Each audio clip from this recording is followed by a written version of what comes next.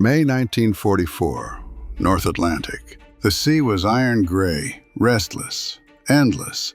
For weeks it had been their prison, their shield, their only element. A U-boat lay battered below the waves, its steel hull groaning after the storm of depth charges. Inside, the crew could barely breathe. The air stank of diesel, sweat, and unwashed bodies. Paint peeled in flakes from damp bulkheads. Every pipe dripped. Every bunk was soaked with condensation. Men lay on thin mattresses, coughing, eyes red from fumes. Rats gnawed at crumbs under the galley bench. Food was gone, tobacco gone, hope nearly gone. Then came the sound they dreaded, the hollow thud of charges above, water hammering the hull, bolts screeching. The pressure gauge trembled. One sailor whispered through clenched teeth, "We are finished." Another crossed himself in silence. The captain gave the order no one wanted to hear. "Surface." They climbed the ladder, boots slipping on wet steel, and burst into daylight. The sea hit them like a slap. Wind cut across their faces. Sun stabbed their eyes. They blinked at shapes on the horizon. Destroyers. Gray giants of the United States Navy. Their guns pointed directly at them. The men froze. They had been told all their lives what awaited. Americans would mock them, beat them, starve them. There would be no mercy. They had heard stories of German prisoners on the Eastern Front, shot on sight. Villages burned with them inside. Surely the Allies were no different. "Hands up!" Voices roared in English. The sailors raised trembling arms. A few thought of leaping into the sea, preferring drowning to what lay ahead. Hans Keller, 19 years old, stood near the conning tower. He whispered to the man beside him, "If they shoot, I will not beg." He braced for the crack of rifles, the spray of blood. But the rifles did not fire. Instead, American sailors swarmed the deck. They barked orders, pushed the Germans down, stripped them of sidearms. Hands were bound with rope. Boots kicked their shoulders, but not a single shot. Then came the first shock. An American sailor shoved something into Keller's hand. Rough, warm, soft at the edges. Bread. Keller stared at it, stunned.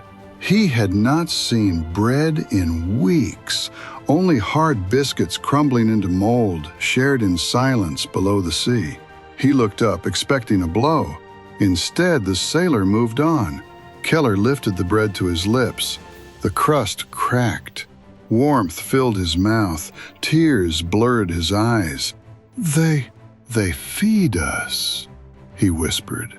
The deck around him was chaos. Wounded men were dragged out. One sailor screamed as blood poured from a twisted leg. He cried in German, begging for death. An American medic knelt, knife flashing, but not to kill. He cut away the bandage, poured antiseptic that hissed on open flesh. The German howled in agony. The medic held him down, muttering, "Hold still, you'll live." The crew watched in disbelief. This was not cruelty. This was something far stranger. Their U-boat, their steel coffin, was scuttled by charges. A column of water burst upward, then smoke. The vessel that had carried them through endless hunts, endless silence, sank beneath the waves. Men turned their heads away, unable to watch. Their home was gone. Now came a new cage. Ropes bound their wrists. They sat in lines on the destroyer's deck, rifles aimed at them. The smell of tar and oil filled their noses. The sea heaved beneath them, carrying them into captivity. Then boots clicked on the deck. A figure approached. Not a guard, not a sailor. An officer, white cap gleaming, uniform pressed, eyes sharp. An admiral. The Germans braced. Here it came. The jeer, the spit, the declaration, "You are nothing." Instead, the admiral's voice was calm, firm, measured, but not cruel. He ordered water brought. Cups were handed down the line. Germans drank greedily, water running from the... But now your fight is over. You will be treated as prisoners of war, according to law. The word stunned them more than the depth charges. Law? Treatment? Humanity? Hans Keller closed his eyes, bread still in his hand. Everything he had been taught had shattered in a single afternoon. Cruelty had been promised. Humanity arrived instead. Night fell heavy on the Atlantic. The U-boat crew sat bound on the destroyer's deck, backs against steel, rifles trained on them.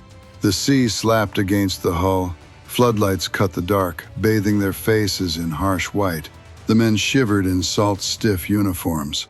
Fear gnawed them still, even with bread in their stomachs and water on their tongues. Every sound made them flinch. Boots above, chains rattling, guns shifting.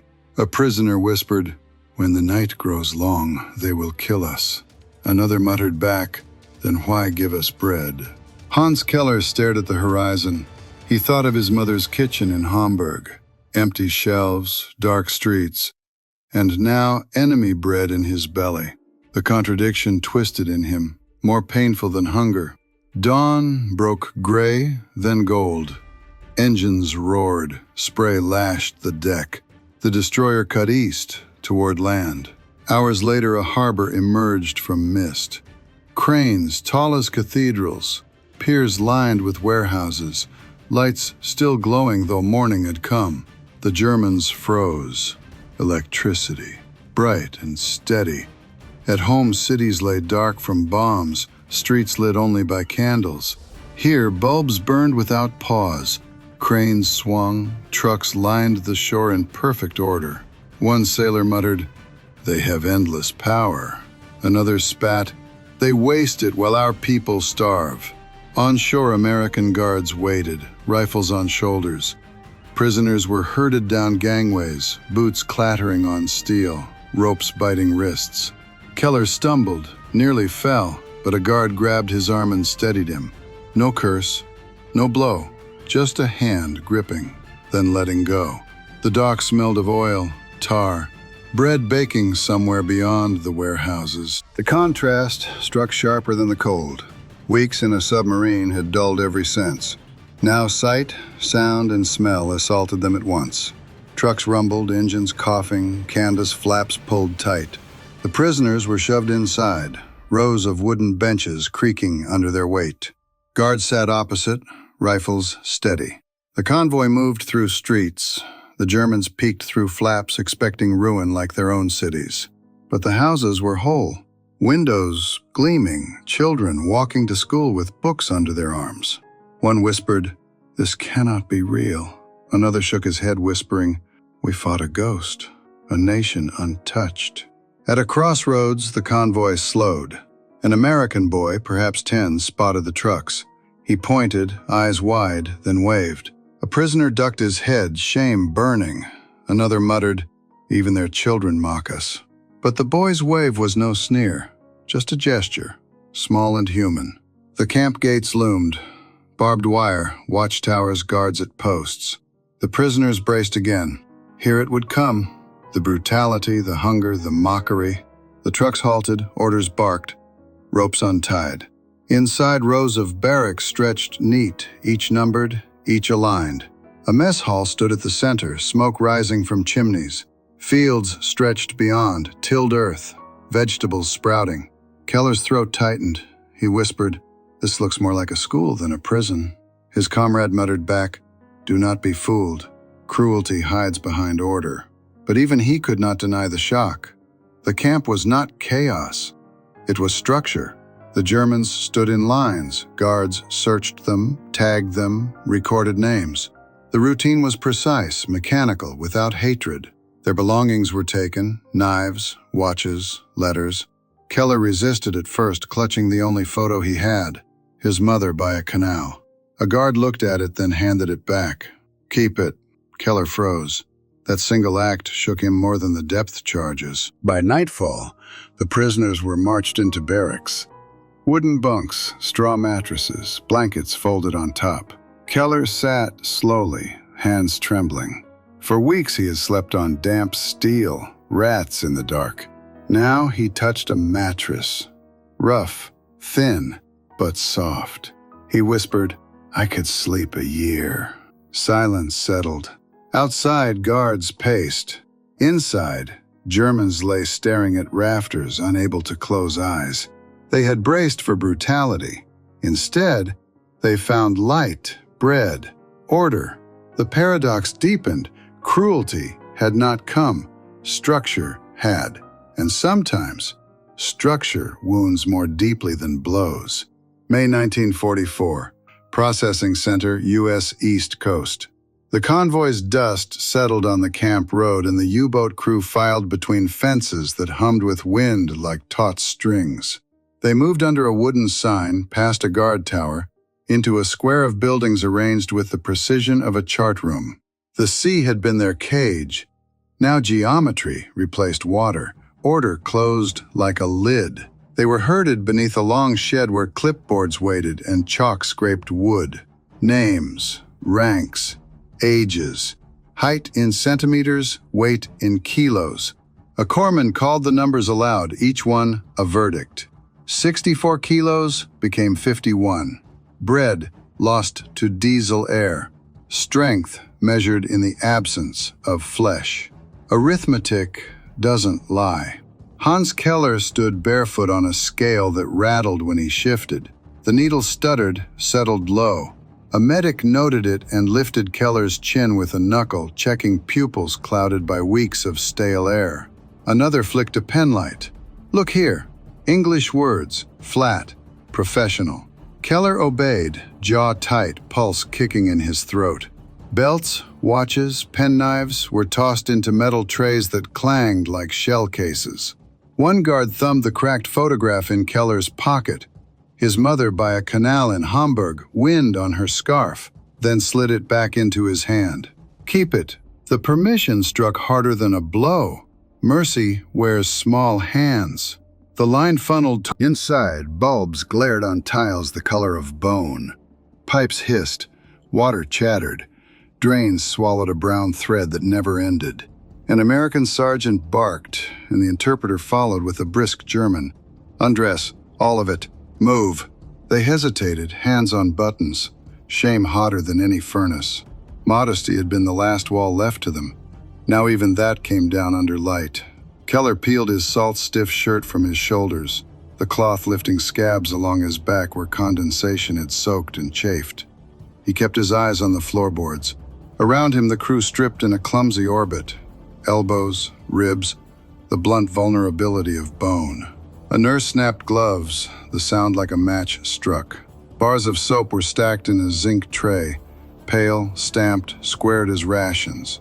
An orderly thrust one into Keller's palm. It felt dense, foreign, faintly floral even through the tannic stink of bodies. He brought it to his nose and flinched at the memory that rose without warning. Mildew and fuel, stale bread broken by fingers black with grease. The sergeant pointed at a shower head. Keller stepped forward. The first blast hit like weather. Hot, hard, relentless. Sweat loosened, oil bled, skin woke under heat. Keller rubbed the bar and watched foam lift dirt in gray lace, watched his forearms emerge from the submarine's month of shadow. Beside him, a machinist whispered, almost angry, "We stink less than death." Another closed his eyes and said nothing at all. Delousing teams moved among them with hand sprayers, a sweet chemical fog that caught in throats. Combs flashed through hair, white flakes fell in a snow that wasn't winter. An orderly gripped Keller's elbow and turned him, scanning underarms, behind knees, the machine of hygiene working in timed strokes. It was not tenderness, it was efficiency, and efficiency can feel like mercy to the starving. They were shoved along to metal benches, naked under fans, dripping. Towels slapped shoulders. A corpsman jabbed thermometers into armpits, eyes already on the next man. Mouth, wooden sticks depressed tongues as if pressing secrets flat. When a sailor gagged, a guard's hand steadied his shoulder without comment. The calm was stranger than kindness. Then teeth. The dental chair squealed as Keller lowered himself, towel bunched at his waist. A lamp burned white over enamel cracked by hard biscuits and brine. The dentist's mirror flashed. The explorer tapped, an intimate mallet sounding rot. 2, 3, a nod to the assistant. Forceps lifted from a steel tray, gleaming like a trigger. Keller's ribs rose and fell. He fixed his eyes on the blue dot at the lamp's center. The iron bit twisted. A pop through jaw and skull. Warmth flooded his mouth, copper bright. Gauze pressed down. The world shrank to pulse and drip. The dentist's forearm was steady against his cheek. Bite. The word crossed the frontier intact. Keller bit. Pain is proof you're not finished. In the next cubicle, a bosun moaned when iodine hit the infected welt on his calf. The hiss, loud as a fuse. An American nurse leaned her weight into the bandage, voice quiet, unsentimental. Hold, almost. The bosun muttered into his fist. Besser das als Faulnis. Better this than rot. A statement without country. Vaccinations came like weather too. Needles lined in rows. Alcohol cold on skin. Left arms bared. Deltoids knotted to take the sting. One man fainted. An orderly caught him with the indifference of long practice and slid him down the wall. On a table nearby, syringes drew up doses with a high singing squeak. If the Allies had meant to break them, they wouldn't bother with measles. Clothing issue after. The ritual reassembly of a man. Underwear folded into exact squares. Work shirts stamped PW in letters large enough to be read across a parade ground. Keller's hands shook as he lifted each piece. He had dressed in darkness for months, by feel, by habit. Now light watched him become a figure again, instead of a smell. A quartermaster measured heads with a tape and tossed caps down a line without looking. A corporal pressed a paper bag into Keller's hand. Razor, dull but his. A toothbrush, bristles straight like a new recruit. A tin of shaving soap tapped against his palm as if a reminder that faces behave differently in daylight. The bag crinkled loud enough to sound like ceremony. They filed to the mess hall when the whistle blew, the day's second river. The line moved past vats of soup that steamed with a clean, savory promise. Trays clattered and advanced. Ladles dropped portions in equal arcs. Scoop, plunge, deposit. So even the motion argued for rules. Bread sat in stacks, crusts unbroken. Bowls of beans wore a gloss that spoke of fat, not water. Keller's hands took a cup of milk he hadn't tasted since boyhood. He braced for someone to yank it back. No one did. He drank, and sweet warmth came up behind his eyes. He swallowed it down and cut the bread with the heel of his hand, smeared the butter he didn't earn, and ate. A petty officer at his shoulder whispered, "They feed us so we can work." Keller answered without looking, "They feed us so we can remember our names." They ate in a silence that wasn't fear, exactly. It was the stunned quiet of men calibrating a new world. Platters emptied, were refilled, emptied again. A clerk at the end of the row counted under his breath. 1 tray, 2, 3. Some old habit of rationing he couldn't switch off. 10 men to a table, 10 tables in a row, 100 spoons scraping bowls like a rehearsal for something other than war. Numbers became taste. After, they were marched back to the infirmary for eyes, ears, lungs, a tour of the body's borders. The X-ray unit hummed like a generator. Keller stood against a cold plate while a tech swung an arm into place. The click came gentle. Minutes later, the film held his chest like a map. The ribs pale bars, the darkness of air. An old scar from winter pneumonia, a ghosting at the base. The tech tapped it with a pencil's eraser and said nothing. Seeing inside felt like an accusation and a reprieve. On a bench, a signalman rubbed at the pink welt the vaccination had raised. "We're livestock." The man beside him shook his head. Livestock aren't given towels. The sergeant at the door barked, "Next," and that settled it for a while. They ended in a small room with a table that glowed under a shaded lamp. A translator spread out cards and spoke slow German. "You may write 10 lines. To family. Red Cross will deliver." The word family set hands trembling more than the needles had. Pens scratched. Keller stared at the paper, then wrote in letters blocky from disuse. "Alive, safe, fed. Do not worry." He stopped, ashamed of the fourth word, then left it. Truth is a ration, too. Outside, evening fell on the camp. Light pools under eaves. Laundry lines tensed like rigging. A flag that pulled and fell with the same rhythm as breath. The barracks smelled of pine soap and damp wool. Men lay on bunks and learned the weight of blankets again. The quiet rang. Keller turned onto his side, the toothbrush still in its paper beside his neck like a talisman. Somewhere down the row a man began to cry, just 2 broken sounds. Then nothing. In the next bed, a petty officer whispered into the wood slat, "They won't keep this up."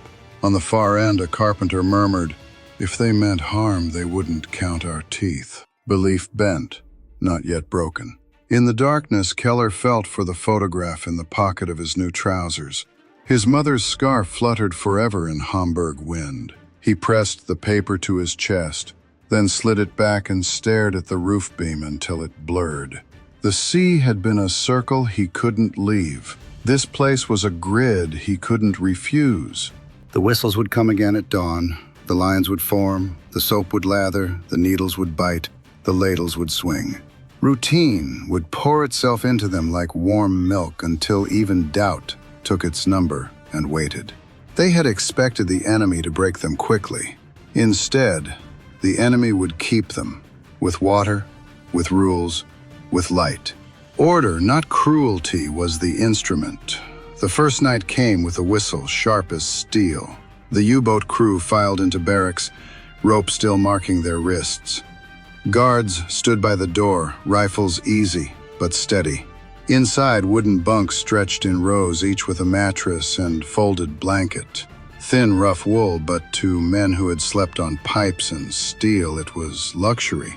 Hans Keller pressed his palm into the mattress. It gave, just slightly. He whispered, "It's soft." The word felt strange on his tongue. The air smelled of pine soap and wool. A bulb glowed overhead, not flickering, not failing, steady light. One sailor muttered, "It burns all night?" Another answered, "They have more light than we have coal." The whistle blew again and they were marched to the mess hall. Long tables waited, trays stacked, pots steamed, ladles moved in rhythm, clanging against steel. Bread was cut in thick slices, meat carved, milk poured into tin cups. The Germans stared. Food enough for a village served in minutes. In Hamburg, in Bremen, in Berlin, families were boiling weeds, chewing husks, starving. Here, prisoners ate potatoes heavy with butter. One sailor bit his bread, tears spilling. Another hid a slice under his shirt. Hunger makes hoarders. Keller lifted a cup of milk. He had not tasted it since he was a child. He braced for it to be snatched away. It wasn't. He drank, and sweetness filled his mouth. He closed his eyes. "Like home before the bombs," he whispered.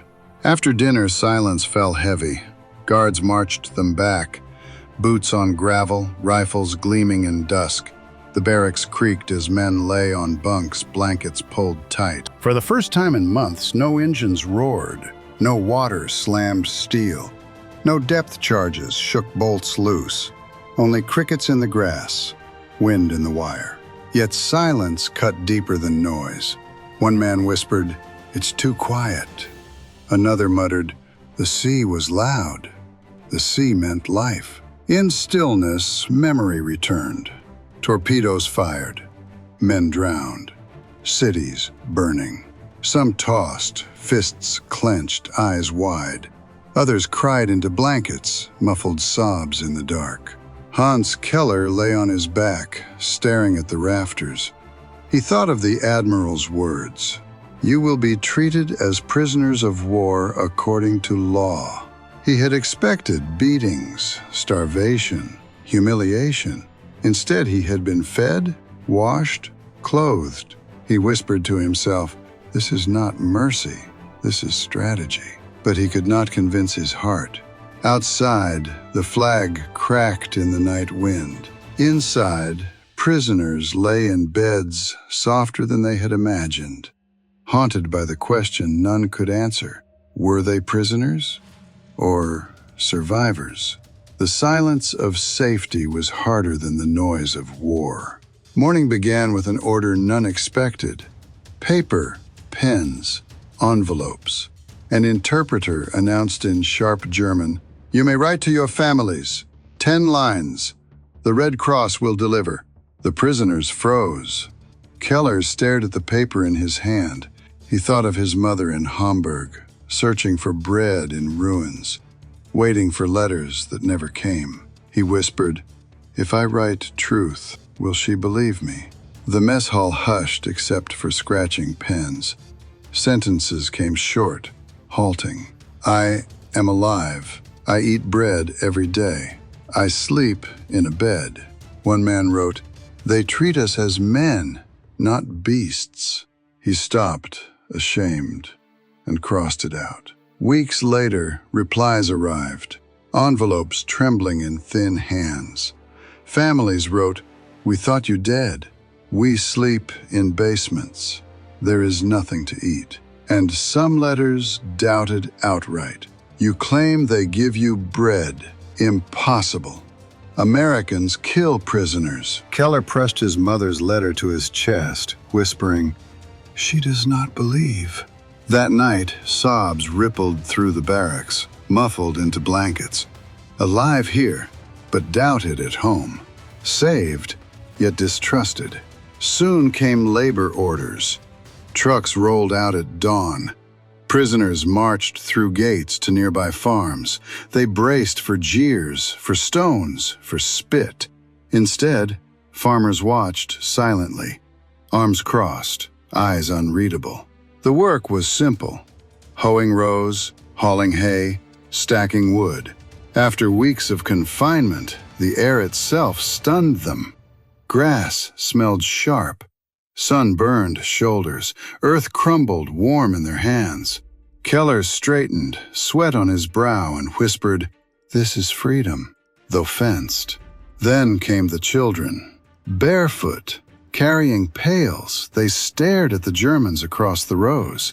One girl with braids raised a hand. Hesitant, Keller froze. His instinct was to look away, but slowly he lifted his own hand.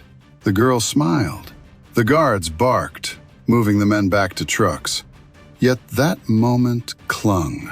In the barracks that night, one sailor whispered, "A child waved to me." Silence followed, heavy, until another muttered, "We are not monsters to them." The camp routines deepened the paradox. Bread every morning, soap each week, music crackling from loudspeakers at dusk. Some men embraced it, whispering, "Better here than in ruins." Others spat on the ground, muttering, "This is poisoned comfort. They want to rot our will." Keller sat on his bunk, pen in hand, scratching lines for another Red Cross letter. He wrote, "I am alive. I do not understand why." He stared at the words until the ink blurred. The fracture was clear. Some clung to the creed of the Reich. Others yielded to the arithmetic of reality. Here, they were alive. There, they might be dead. The wires still stood. Guards still paced. But the prison no longer felt like the worst cage. It was doubt that bound them tighter than rope. The camp ran on whistles. Each blast cut the day into equal pieces. Men rose from bunks, folded blankets tight, swept floors until they shone with soap water. Guards barked, "Faster! Straighter!" But blows never came. Order itself was the punishment. After chores came labor. Some worked kitchens, peeling potatoes by the barrel. Others stacked lumber until their hands blistered. A few were sent to gardens behind the wire, planting beans, tying vines. Keller bent over rows, soil under his nails. He whispered, "The earth here is softer than the sea." His comrade muttered, "Better to bury seeds than men." Afternoons held something stranger. Recreation. Footballs tossed across yards, prisoners against guards, the field marked by wire and watchtowers. At first, the Germans stood stiff, refusing. But one day, a guard booted the ball straight into their line. Instinct overruled defiance. Keller kicked back. Cheers rose, sudden, absurd. The game turned fierce. Men shoved, slipped, collided. Mud splattering on uniforms marked PW. Guards laughed. Prisoners laughed, the sound ringing higher than fences. For minutes, war itself vanished. Keller tripped, rolled, then found himself laughing aloud, a sound he had not made since before convoys and torpedoes. In the mess hall, evenings carried another shock. Loudspeakers crackled. Swing music flooded the air, brass and drums. Rhythms alien, yet irresistible. Prisoners froze, spoons halfway to mouths. One muttered, "This is the voice of the enemy." But Keller listened, heartbeat matching the drum. He whispered, "It sounds like freedom." Some refused, stuffing ears, muttering curses. Others tapped boots unconsciously, smiles flickering. A machinist even hummed along before stopping, ashamed. Music is harder to resist than orders. Nights brought quiet routines. Men wrote letters, sharpened pencils on concrete, traded scraps of English. Words like bread, light, safe. Each syllable was a bridge. One evening, a guard mispronounced a German greeting. "Gut Abend?" His accent was so mangled that prisoners burst out laughing. Even the guard laughed, shaking his head. For seconds, enemies laughed together. Then silence dropped, heavier than before. Yet laughter lingered. It proved something terrifying, that the enemy could sound human. Keller lay on his bunk that night, staring at rafters. He whispered, "They want us alive, not broken." His comrade answered, "Alive men remember, broken men forget." The wire still glittered under moonlight. The rifles still gleamed, but inside, something cracked louder than gunfire, the first echo of trust. The news spread through the barracks like a spark. An admiral was coming. The same man who had stood on the destroyer's deck when their U-boat surrendered. The men stiffened. Some whispered, "Now comes the reckoning." Others muttered, "He will remind us we are nothing." Guards ordered them into formation on the parade ground. Boots scuffed gravel, rows crooked. Uniforms stamped PW in black. Rifles glinted from the watchtowers. Silence pressed down heavy, broken only by crows circling above. The Admiral arrived in a staff car, white cap shining under sun. Coat pressed. Stride precise. He was flanked by officers, but his eyes scanned only the Germans. Keller stood in the second row, fists tight, chest heaving. He braced for the words, insults, rage, humiliation. Instead, the Admiral removed his gloves, folded them neatly, and began to speak. His words came in English, carried by a translator with clipped German. "You fought for your country. We fought for ours. That fight is finished. You are prisoners now, but you are also sailors, and sailors are treated with respect." Murmurs rippled through the ranks. Respect? From the enemy? A bosun muttered, "This is a trick." Another whispered, "You will not be starved. You will live here until war decides otherwise. Discipline is expected, but dignity will be given." Keller's throat tightened. He thought of the bread on the destroyer, the hand that steadied him on the dock, the photograph returned instead of stolen. And now this. dignity. His lips trembled though he bit them shut.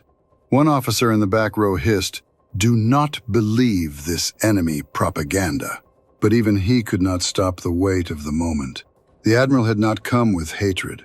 He had come with order and with something more dangerous: respect. Before leaving, the Admiral walked the line. He stopped before a wounded machinist whose arm was still bound. He spoke softly, the interpreter translating. "Heal. You are young. Someday the sea may call you again." The machinist lowered his head, lips shaking. Tears spotted the dirt at his feet. Then the Admiral put his gloves back on, saluted his own men, and departed. The staff car rolled away, dust rising in its wake. Silence hung over the prisoners. Finally, someone whispered, "A sailor fights for his country. Once captured, he is simply a man." The sentence passed through the ranks, repeated in low voices. A creed, a crack, a dangerous truth. Respect, not bullets, had broken their armor. Night settled over the camp, but rest did not come. The Admiral's words clung like burrs, impossible to shake free. In one barrack, men whispered long after lights were cut. An officer spat on the floorboards. "Do not forget who you are. These comforts are poison. They feed you only to rot your loyalty." His voice was sharp, slicing the silence. A machinist answered in a whisper, "Then why dress our wounds? Why risk medicine on us?" The officer's jaw clenched. "Because they want you soft. They want you to forget Germany." Keller lay awake, staring at the rafters. He thought of the bread, the milk, the Admiral's words, "Sailors are treated with respect." He whispered to himself, "If this is poison, why does it feel like life?" Days turned into weeks. The fractures widened. In the yard, officers barked orders at their men, still trying to maintain the chain of command. "Stand straight. March properly. We are not prisoners. We are soldiers of the Reich." Some obeyed, stiff-backed. Others shuffled, eyes lowered, their discipline fading with each hot meal. Then came the newspapers. Guards left them in the mess hall. English headlines stamped in bold. Photographs stark as wounds. Ruins of Hamburg. Fire-blackened streets of Dresden. Cologne, a skeleton of spires and rubble. The Germans crowded around, fingers trembling on the newsprint. Some turned away, muttering, "Lies, enemy propaganda." But others stared until their eyes blurred. One sailor traced the outline of a collapsed church with his finger and whispered, "My sister lived there." Keller gripped a photograph of Hamburg. Streets he knew, now nothing but ash. He whispered, "My mother, where does she sleep now?" No one answered. The officers tried to hold the line. "Do not believe this. Our Führer protects Germany. The Reich is unbroken." But the photographs said otherwise. Arithmetic doesn't lie. At night, the barracks split. One corner filled with men muttering prayers for Hitler, voices tight with desperation. The other filled with silence, men staring at photographs hidden under mattresses, faces pale. Fights broke out. A petty officer shouted, "Traitor! You doubt Germany?" and struck a machinist who had whispered too loud that the war was lost. Guards broke them apart, rifles raised but not fired. The machinist spat blood on the floor and whispered, "Better doubt than madness." Even letters home fed the fracture.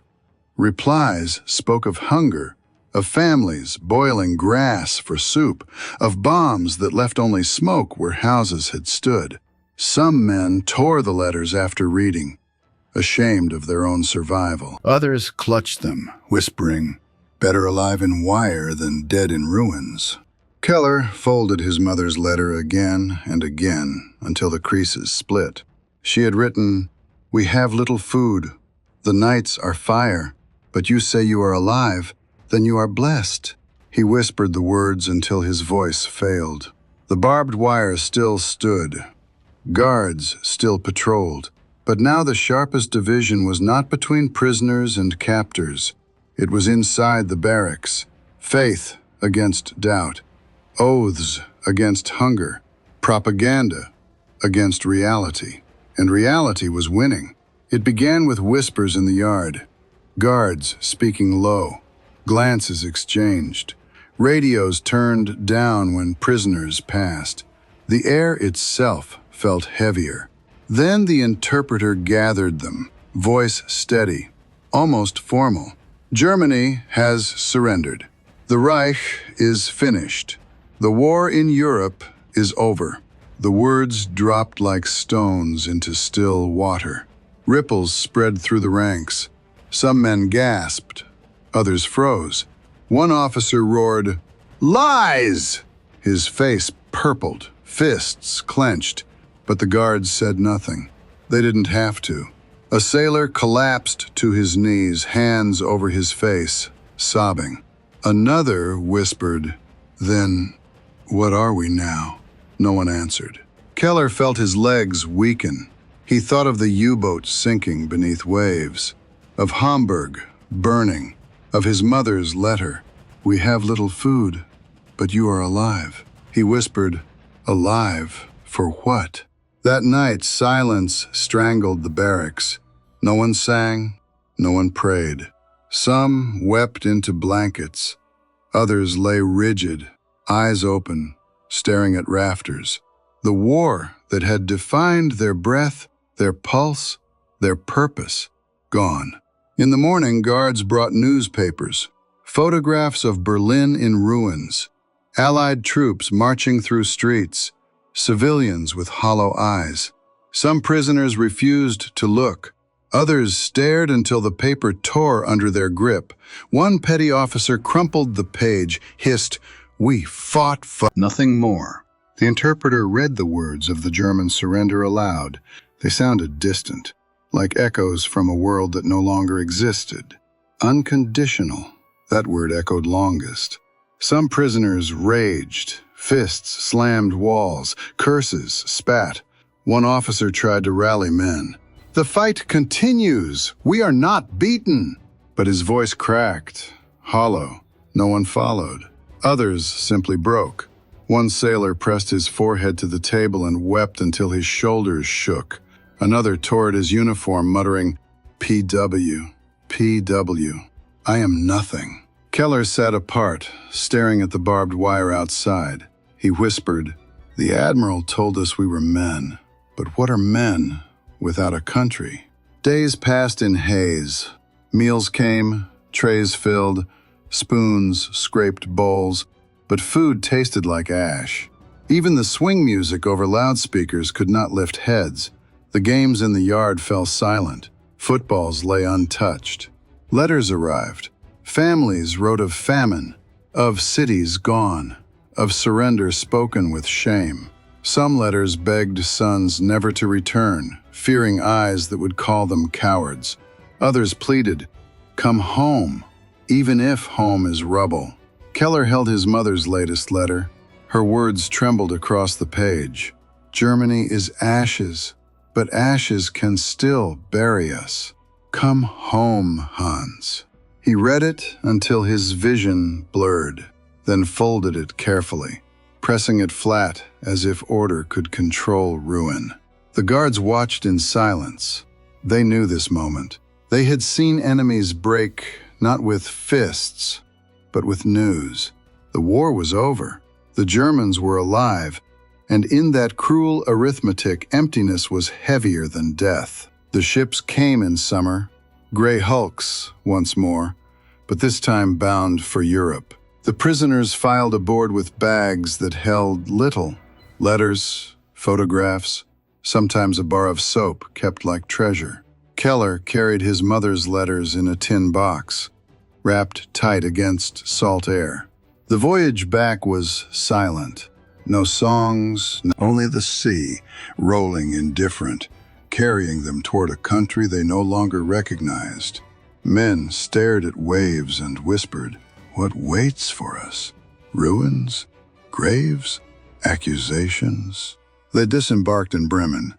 Smoke still curled from collapsed roofs. Streets lay hollow, spires shattered, children barefoot in rubble. Families clutched returnees and wept, but not all tears were welcome. Some fathers spat. "You surrendered. You should have died with honor." Brothers turned away. Neighbors muttered, "Prisoner, not soldier." Keller found his mother in Hamburg. Her eyes were hollow, her hands thin as reeds, but she embraced him tight. He whispered, "I lived."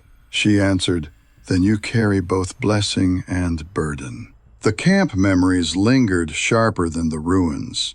Bread on an enemy deck, a medic binding wounds instead of opening them, soap foaming gray dirt from his arms, a child's wave beyond barbed wire, an admiral who spoke of respect instead of revenge. Keller never forgot the words, "A sailor fights for his country. Once captured, he is simply a man." They cut deeper than any bullet. Years later, when asked about captivity, he spoke little. He did not describe the mattresses, the milk, the music. He only said, "They treated us as men. That saved me, and it broke me." Across the ocean in American diaries, fragments remained. A medic wrote, "They looked at bread as if it were gold. I will never forget their eyes." A nurse scribbled, "One boy cried when given soap. He was only 19.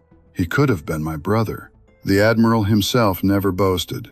In speeches, he spoke of duty, not mercy, but sailors remembered. Some Germans carried his words into old age, repeating them in whispers, reminders that even in war, humanity could surface where none expected it. The sea had been their cage, the Reich their creed. Yet in enemy hands they found survival, not, and life, they discovered, could weigh heavier than defeat.